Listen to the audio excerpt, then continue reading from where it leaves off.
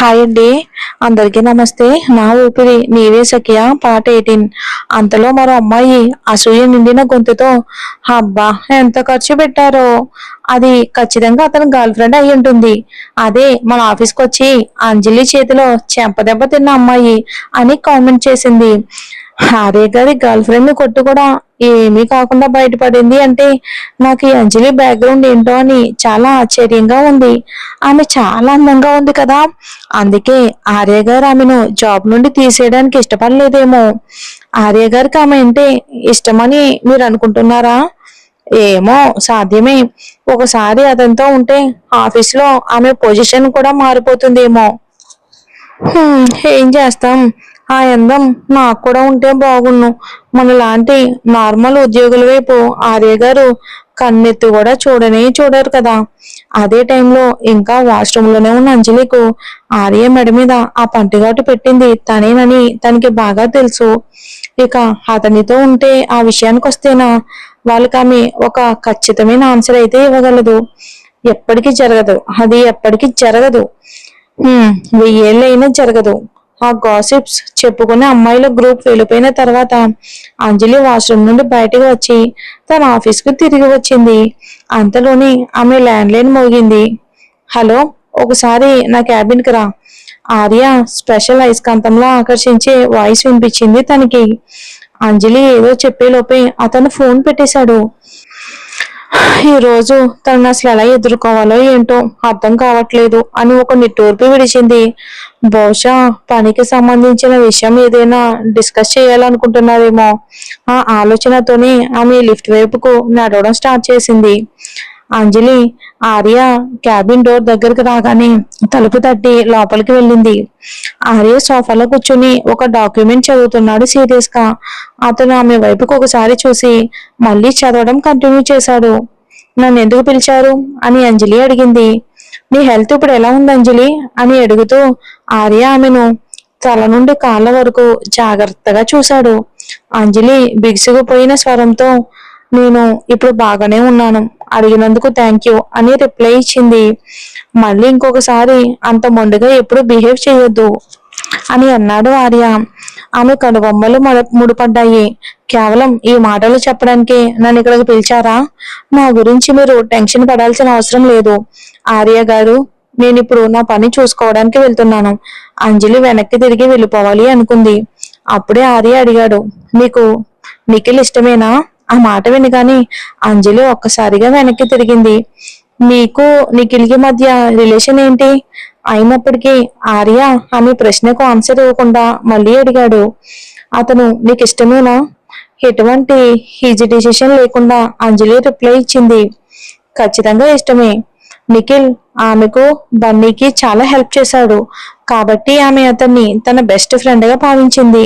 కానీ ఆమె ఆన్సర్ వల్ల తన వెనకే సోఫాలో కూర్చున్న ఆ వ్యక్తి ముఖం ఒక్కసారిగా మారిపోయింది. అది తను గమనించలేదు. స్లోగా అతను ఎక్స్ప్రెషన్స్ లేని ముఖంలో ఒక థింకింగ్ లుక్ వచ్చింది. అయితే నిన్న రాత్రి జరిగిన విషయం గురించి అతనితో చెప్పకపోవటమే మంచిది అని ఆర్య పళ్ళు బిగబెట్టి రిమైండ్ చేశాడు.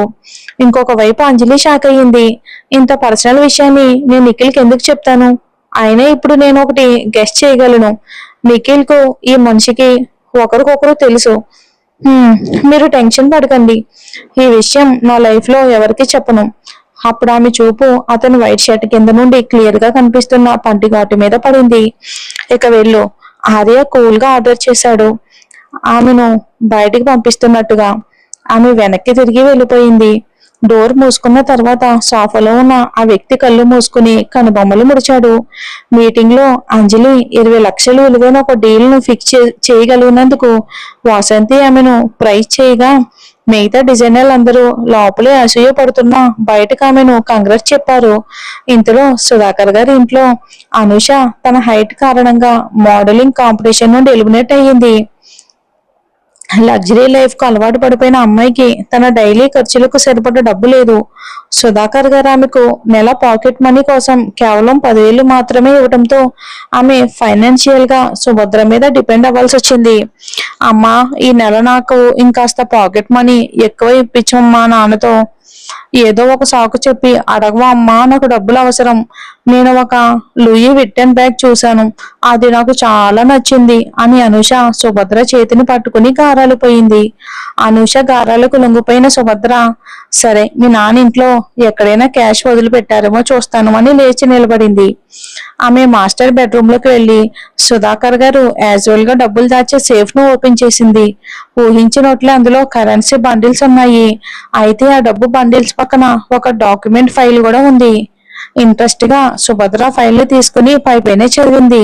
అంతే, ఇక ఆమె ముఖంలో షాకింగ్ ఎక్స్ప్రెషన్స్ వచ్చాయి.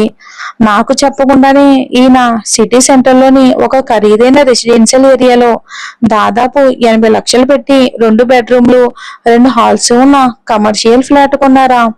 ఇది మన కోసం కాకుండా వేరే ఎవరికైనా అయి ఉంటుందా? ఊహించినట్లే ఇంటి ఓనర్షిప్ ఎవరి పేరు మీద ఉన్నదో చూసినప్పుడు సుభద్రకి కోపం కట్టలు తెంచుకుంది. ఆ ఇల్లు అసలు అంజలి పేరు మీద కొనబడింది. అంజలి అంటే తను తిరిగి రాగానే సుధాకర్ని ఒప్పించి ఇల్లు కొనిపించుకుంది. అది నాకు తెలియకుండా. ఇంకా సుభద్ర కోపంతో పొల్లు పటపట కొరికి తన ఫోన్ తీసి భర్త నెంబర్ కు కాల్ చేసింది. ఇక సుధాకర్ ఫోన్ ఎత్తాడు. ఏమండి, మీరు అంజలికి ఇల్లు కొన్నారు, కానీ విషయం నాకు అసలు చెప్పలేదు. అసలు మీ ఉద్దేశం ఏంటి? అయితే మరి నువ్వు అనూషకి పాకెట్ మనీ ఇవ్వడానికి నా సేఫ్ లో చేయి పెట్టొచ్చా? సుధాకర్ బదులుగా ఆమె ఏం చేసిందో ఊహించినట్టున్నాడు.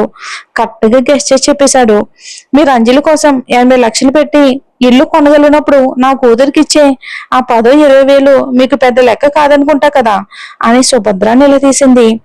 అదే అపార్ట్మెంట్ లో ఒక పిల్లాడితో అంజలి ఒంటరిగా ఉండటం అంత సేఫ్ కాదు. పైగా అనుష మనతోనే ఇంట్లో ఉంటుంది. చాలా బాగుంది కదా. అంటే మీకు అంజలి మీదే చాలన్నమాట. నా కూతురు ఒక బ్యాగ్ కూడా కొనుక్కోలేకపోతుంది, దాని మీద మీకు జాలే లేదా? ఏమండి, ఇది పక్షపాతం. సరేలే, ఈ కాపు నీ వాగుడు. ఇల్లు ఎలాగో కొనేశాను, నిజానికి నీకు చెప్పాలని అనుకున్నాను, కానీ నువ్వు ఇలా గొడవ చేస్తావని భయపడ్డాను. సుభద్ర ఏ క్షణంలోనైనా కోపంతో పొగలు కక్కేలా ఉంది. అసలు ఈ అంజలి ఏ మాయ చేసి సుధాకర్ని ఇంతలా తన వైపుకు తిప్పుకుంది? అడిగిన వెంటనే 80 లక్షలు పెట్టి ఇల్లు కొనిపించుకుంది. అది కాక ఇల్లు అంజలి సొంత ఆస్తి అవుతుంది. సుధాకర్ గారు అంజలి పిల్లాన్ని చూడటం గురించి నేను ఇంకా అంజలిని నిలదీయనే లేదు. అవతల వైపు నుండి సుధాకర్ ఇక ఫోన్ పెట్టేశాడు. సుభద్ర సేఫ్ లో ఉన్న డబ్బంతా ఆ ఇంటి పత్రాలతో సహా తీసుకుంది. తర్వాత కిందకు వచ్చి అనూషను అడిగింది. చెప్పు, అంజలి ఎక్కడ పని చేస్తుంది? నేను ఇప్పుడే దాన్ని కలవాలి. అమ్మా, తన కోసం ఎందుకు వెతుకుతున్నావు అని అనూష యోమయంగా అడిగింది తన తల్లిని. మీ నాన్న మనకు తెలియకుండా దానికి 80 లక్షలు పెట్టి ఇల్లు కొన్నారు. నేను ఇప్పుడు దానికి బుద్ధి చెప్పడానికి వెళ్తున్నాను. సుభద్ర తనలోని కోపాన్ని ఆపుకోలేకపోయింది. ఏంటి, నాన్న తన కోసం 80 లక్షలు ఖర్చు పెట్టారా? మరి నా సంగతి ఏంటి? నాకేమీ లేదా? అనూష కూడా బాగా మండిపోయింది. తను కూడా ఆయన కూతురే. అంజలికు ఉన్నవన్నీ తనకు కావాలి. వెంటనే అనుష తన తల్లితో కలిసి కారులో జ్యువెలరీ వైపుకు బయలుదేరింది. మధ్యాహ్నం 3 గంటల సమయంలో అంజలి తన డ్రాఫ్ట్ పై పనిచేస్తుంది సీరియస్ గా. ఈ మధ్య తన పని చాలా సాఫీగా సాగిపోతుంది. తను చేస్తున్న డ్రాఫ్ట్లు ప్రాజెక్టులు వేగంగా ముందుకు సాగుతున్నాయి.